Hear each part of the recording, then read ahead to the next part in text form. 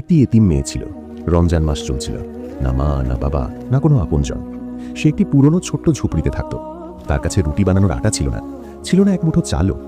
সেহেরির সময় তার কাছে কিছুই থাকত না। প্রতিদিন সেহেরিতে সে শুধু পানি খেত এবং কাঁদতে কাঁদতে দোয়া করত, ইয়া আল্লাহ, আমার কাছে কিছুই নেই, কিন্তু আমার রোজা শুধু তোমার জন্য। মানুষ তার পাশ দিয়ে যেত, কিন্তু কেউ থামত না। তার ঝুপড়িটি গ্রামের এক কোণে ছিল, যেন পৃথিবী তাকে ভুলে গেছে।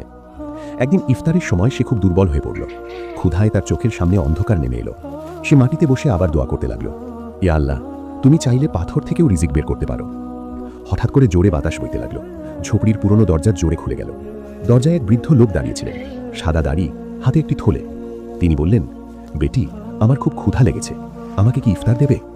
মেয়েটি অবাক হয়ে গেল। তার নিজের কাছেই কিছু ছিল না, তবুও সে তার পানির লোটাটি তুলে নিয়ে হাসি মুখে বলল, বাবা, আমার কাছে শুধু পানি আছে, কিন্তু আপনি আমার মেহমান। বৃদ্ধ লোকটি পানি নিলেন,